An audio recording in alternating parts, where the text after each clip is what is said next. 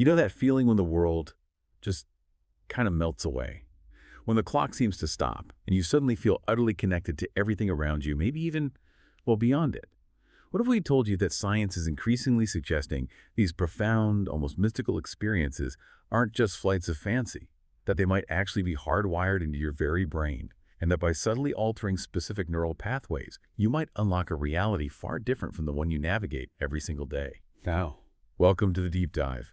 This is where we take your curiosity, add a stack of fascinating sources, and really distill the most important nuggets of knowledge and insight. Our mission here is simple: give you a shortcut to being truly well-informed. We aim for surprising facts, clear explanations, and, yeah, just enough humor to keep you hooked on the journey of discovery. And today we're embarking on a really captivating deep dive. We're looking into Jay Alfred's compelling and I think quite thought-provoking work, Brains and Realities. Our focus for this exploration will be Chapter 7, which has the very apt title, Deactivating the Brain. Our mission, as always, is to unpack the groundbreaking research Alfred presents. Research that explores how manipulating brain activity can lead to these, well, transcendent experiences, and crucially, what this tells us about the very fabric of our perceived reality. So yeah, prepare for some significant aha moments, because we're about to bridge some ancient mystical wisdom with cutting-edge neuroscience in a way that might fundamentally shift your perspective. Mapping the meditative mind. Newberg and Nagili's pioneering research. Okay, let's dive into this fascinating starting point then.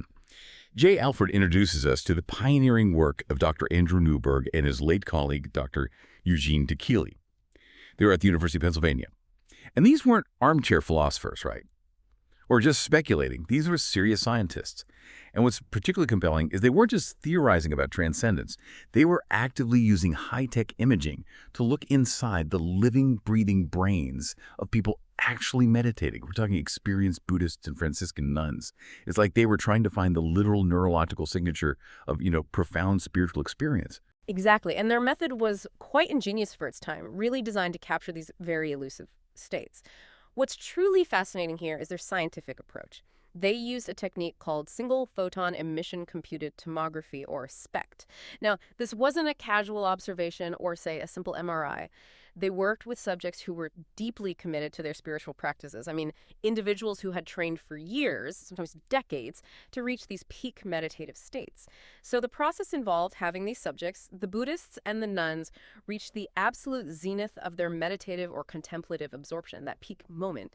And at that precise, intense moment, a harmless radioactive isotope was injected intravenously. Now, this isotope, it isn't like a flash in the pan. It stays in the brain long enough so that once the meditation was gently concluded, the subjects could be placed under a rotating triple-head SMEC camera. This is highly specialized equipment, similar to what you'd see for advanced diagnostic scans in a hospital.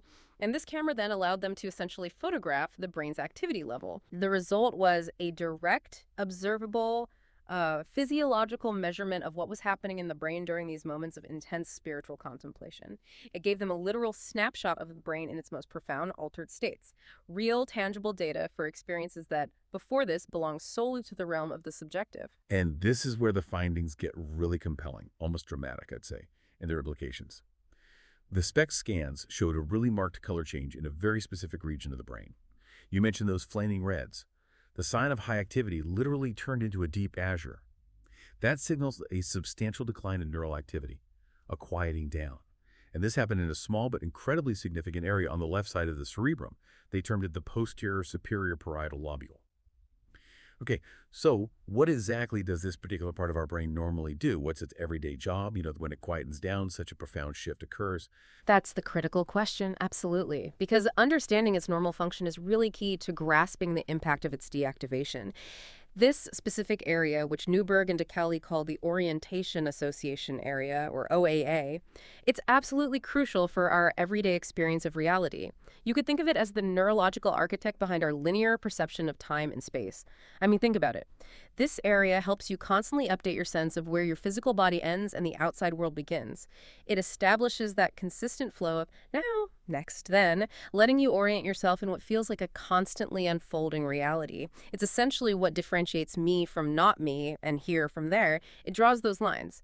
So when its input gets interrupted, what Newberg and DeKelly call deafferentation, meaning it's sort of cut off from its usual sensory information streams, The brain struggles profoundly to perform these really fundamental tasks. It's effectively flying blind in terms of its usual spatial and temporal mapping.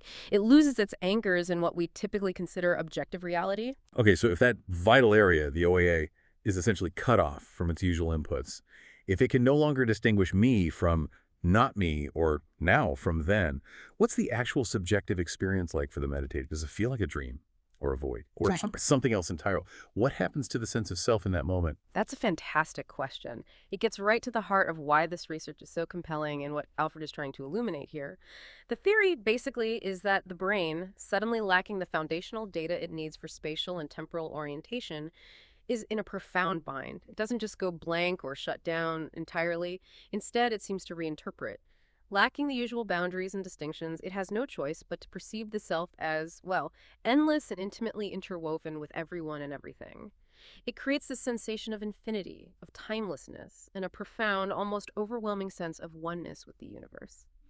Imagine, just for a moment, that feeling of being completely immersed in a vast ocean. Not just swimming in it, but actually becoming the ocean itself, dissolving entirely into its vastness, or maybe looking up at a starry night sky and feeling the entire cosmos is somehow inexplicably you. Not separate, but part of its very fabric. In this state, there are no discrete objects, no sense of a self other boundary, just pure, undifferentiated awareness, what they term void consciousness, or the ultimate unitary state. It's a complete dissolution of that everyday me and not me boundary, a direct apprehension of infinite interconnectedness that meditators often describe as the most real, most profound experience of their lives. And Jay Alfred notes, importantly, that the intensity of this experience seems to depend directly on the degree of this neural blockage. So a more complete differentiation leads to the most profound, all-encompassing states of unity. So it's not just a feeling of peace then, but a fundamental recalibration of what self even means. Yeah, that's a profound shift, especially for us living in a world built on distinctions and boundaries. But it's not just deep meditation that can trigger this deafferentation, is it? Alfred points out other scenarios where this cutting off of input might happen, producing similar effects maybe, though perhaps less intentionally directed. Exactly. The implications are broad because this isn't solely limited to spiritual practices. We see parallels, for instance, in severe neurological conditions or even surgical interventions. Think about split brain operations, for example. That's where the corpus callosum, that thick bundle of nerves connecting the two brain hemispheres, is severed, usually to treat severe epilepsy. This effectively cuts off communication between the hemispheres, leading to a kind of differentiation on a grand scale. And patients often report altered perceptions of self and reality, though usually it's quite disorienting in that clinical context. We also see similar effects with certain drugs known to suppress one hemisphere's functions or alter neural communication in specific ways. The resulting experiences can range from vivid hallucinations to a distorted sense of self and environment. And thirdly, Alfred points out that it's also been found that one hemisphere can be prevented from fully knowing what is occurring in the opposite hemisphere. Through the inhibitory actions of the frontal lobes, which house our attention association area, this basically allows one side of the brain to effectively tune out the other. So this broad range of phenomena, from spiritual practice to surgery to pharmacology, it strongly suggests a common underlying neurological mechanism at play. Regardless of how it's induced, the brain, when deprived of its usual orienting inputs, seems to tend toward these profound, non-dual states of awareness. It's incredible how diverse the pathways to this state can be. Really striking. Alfred even brings in the poet William Blake, quoting him, "If the doors of perception were cleansed, everything would appear to man as it is, infinite." But then Alfred offers a very slight, but I think profoundly powerful modification to Blake's vision. He says, if the doors of sensory perception were completely shut, like deafferented, everything would appear to man as it is, infinite. It's almost a scientific explanation, isn't it? A neurological restatement of a poetic spiritual vision. And that, I think, is a very significant point. It links artistic and mystical insight directly to measurable brain function. Blake's poetic vision, when you interpret it through Alfred's scientific lens, suggests that our ordinary sensory perception, the way our eyes see, our ears hear, our hands touch, acts as a kind of filter. It doesn't just receive reality, it seems to construct a limited version of it, one that's practical for navigating our physical world, for survival. So when those doors of sensory perception are not just cleansed, meaning refined or made more pure, but completely shut through this process of differentiation, the brain is forced to process information in a fundamentally different way. Without the usual boundaries of self, space, and time, the mind apprehends an undifferentiated, infinite reality. In this view, it's not really a hallucination in the sense of something untrue or self-deceptive. Rather, it's presented as a kind of recovery of a more fundamental state, a pure, boundless awareness that our everyday brain activity usually constrains, probably for the sake of survival and practical interaction. It really hints that what we call normal reality is actually a highly curated, edited version. The mind's architecture. Cognitive operators. Okay, so if deactivating just one specific area can radically alter our reality, it really begs the question, how is our normal reality even constructed in the first place? What are the brain's fundamental building blocks for perception? This is where Newberg and Duckley offers another fascinating framework. They don't see complex mental faculties like, say, memory or reason as the brain's primary operations, but rather they see these elementary cognitive operators that combine to create our mental experience. It's almost like the basic math operations our brain performs, adding, subtracting, multiplying, dividing information from different areas to construct our perception of the world. That's a great analogy, actually, yeah. Indeed, they hypothesize 7 fundamental cognitive operators, and these are the bedrock upon which the mind thinks, feels, experiences, orders, and interprets the universe around us. Each has a specific, distinct function, but crucially, they don't work in isolation. Instead, they combine serially and in parallel, like an intricate orchestra, you could say, to form our overall mental experience. This happens in response to both the external world and our internal states. Understanding these operators helps us see, in a more granular way, how our brain constructs what we perceive as reality, piece by piece, before integrating it into a seamless, conscious experience. It's a profound attempt to map the very architecture of our consciousness. Right. Let's take a closer look at these 7 then, starting with the holistic operator. So this one sounds like seeing the big picture, right? Grasping the unitary perspective. Exactly. The holistic operator is our innate ability to perceive reality as a whole, to grasp that unitary, interconnected perspective of things.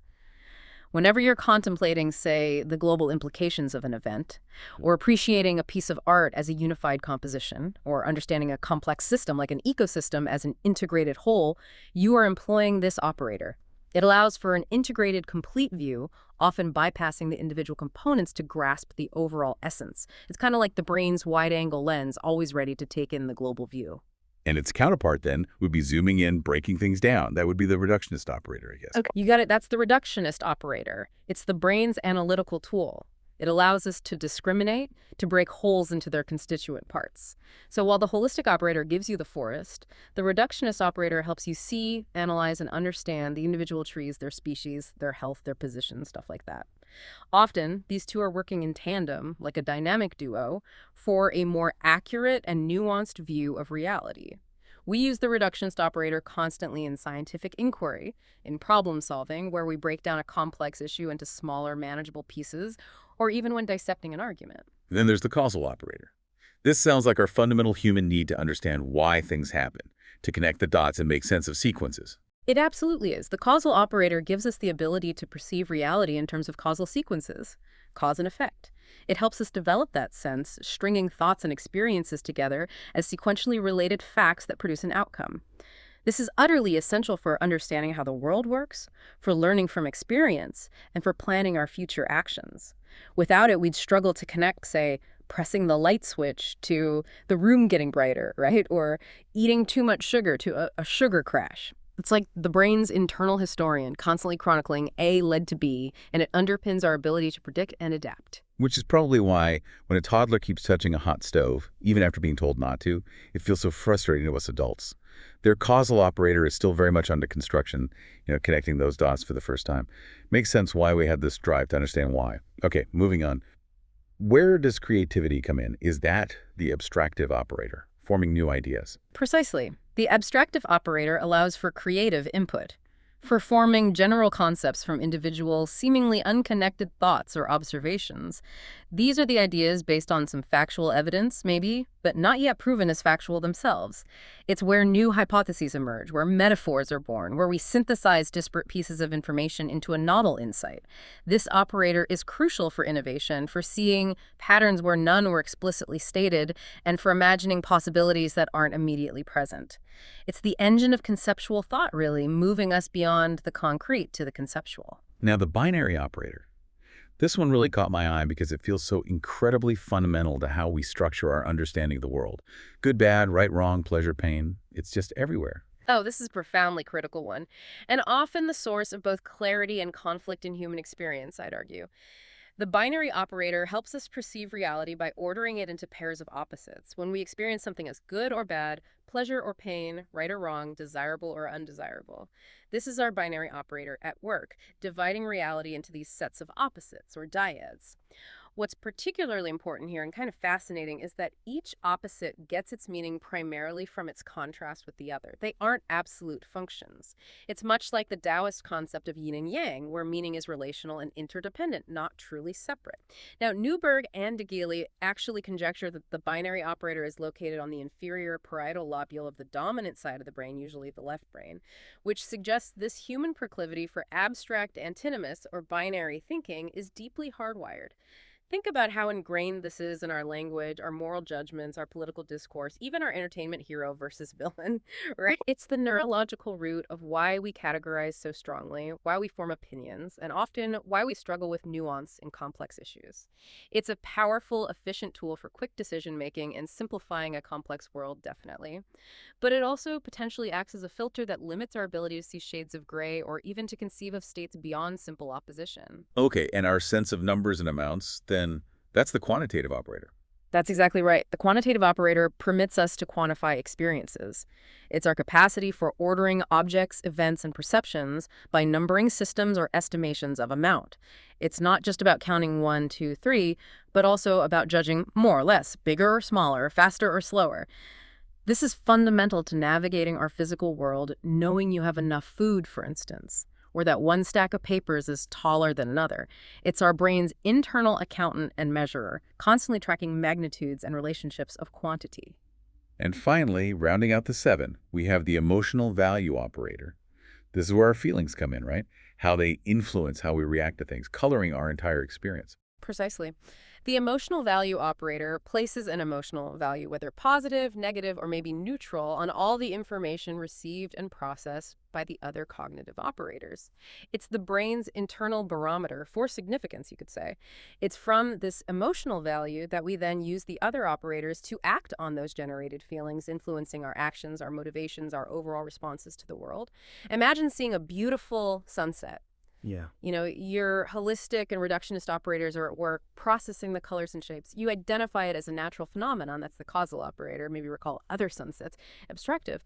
But it's the emotional value operator that makes you feel awe or peace or perhaps even melancholy. And it might compel you to take a photo or just stand there in silent appreciation. It's the feeling behind the thought, the drive behind the action. It's really clear. These operators are like the tireless architects of our everyday perception, constantly working together, forming this beautifully complex system to create the world we know. But this intricate system also implies something profound, doesn't it? Something Alfred underscores by saying, everything must pass through the brain. What does that tell us about the ultimate realness of what we experience, especially when we consider things like illusions or even those mystical states we've been discussing? It connects this directly and I think powerfully to the nature of illusion and delusion. Alfred asserts that if our brain registers an experience, whether it's a quote-unquote real object or a dream, it's neurologically real to us at that moment. A SPECT scan, or any advanced imaging technique, would indeed show neural flux, brain activity, during these experiences. For example, when someone experiences a vivid hallucination, maybe induced by a hallucinogen like peyote, which is used in some Native American religious rites, their brain circuits are profoundly altered. This leads to distinctly different sensory perceptions, altered vision, hearing, maybe even touch. These experiences, though not shared by others in the same physical space, are intensely real to the individual at a neurological level. Similarly, dreams. Dreams are often interpreted across cultures as messages from a supernatural world or insights into our subconscious, right? Well, neurologically, they're associated with various changes in cerebral regions, particularly those mediating visual perceptions. Even though our eyes are closed and there's no external light, the brain is actively generating a reality from within. The point Alfred is making here is that the distinction between real and illusory becomes almost meaningless if you confine yourself strictly to the realm of brain activity. Your brain is generating a reality, an internal construction. But this raises the really profound question, is it the reality? An objective external truth. or just one of many possible constructions. All perceptions exist in the mind, filtered and sculpted through these intricate neurological processes, including these cognitive operators. It forces us to question the very nature of what we consider concrete and external. Beyond the brain, alternative realities and the mystic scientist's convergence. Wow. Okay, this leads us to a huge, almost mind-bending question, pulling in modern physics now. Jay Alfred suggests that modern physics points to what did he call it? A superposed fluid reality out there, a reality far richer and more multidimensional than the solid concrete one our biomolecular brains constantly construct. So how does our brain reduce that incredibly vast, potentially infinite reality into the familiar, simplified 3D world we inhabit every day? How does that reduction happen? This is where Alfred truly bridges science and spirituality, drawing heavily on quantum mechanics. Hey, it's fascinating. He proposes that our sensory systems, including the relevant regions in our brains, act as highly specialized measuring instruments, much like scientific detectors in a quantum experiment. Think of it like this. In quantum mechanics, a subatomic particle isn't just in one place or state, right? It can exist in multiple possibilities simultaneously. That's superposition. That's the essence of a superposed fluid reality, a state of infinite potential, basically. Now, the profound part, according to quantum theory, is that this particle only chooses one state, one definitive reality, when it's observed or measured. The act of observation, of measurement, forces the wave function of possibility to collapse into a single observable outcome. Alfred suggests our biomolecular sensory system does something remarkably similar, but on a macroscopic scale. The moment we look at the world with our everyday brain, applying its sensory filters and cognitive operators, that vast, multidimensional, superposed wave function collapses. It solidifies, for our perception, into the familiar, predictable 3D universe we know and navigate. Now, what's truly revolutionary about Alfred's argument is this. If our brain's orientation system, the OAA, is deafened, if those doors of sensory perception are completely shut, as he put it, it could then potentially receive information from, say, higher energy bodies or even other forms of consciousness in quantum-like universes where the wave function doesn't collapse. In such a definite state, the universe and the individual within it could continue to exist in that superposed, absolute unitary state, what he calls void consciousness. This implies our ordinary perception isn't just limited, it's a powerful, almost forceful, strong measurement that actively collapses a much richer, more fluid reality into something manageable for our survival in a physical world. That is truly mind-blowing. To consider our everyday reality as a kind of constant quantum collapse. Wow. But Alfred points out a seemingly paradoxical implication here. In this ultimate unitary state, if our bodies and brains were truly dissolved into this infinite oneness, then survival in 3D space would become, well, irrelevant. You'd struggle to stand or sit, right? Basic stuff. Yet, he says, intuitive insights and spiritual illumination seem to occur when we are extremely relaxed, when there are no perceived threats to our survival. It's a fascinating contradiction. You lose your basic survival mechanisms in a physical sense, but you gain deeper, profound insight? How does that work? There's a natural and, I think, crucial tension here, which Alfred explores with great nuance. It's a key point.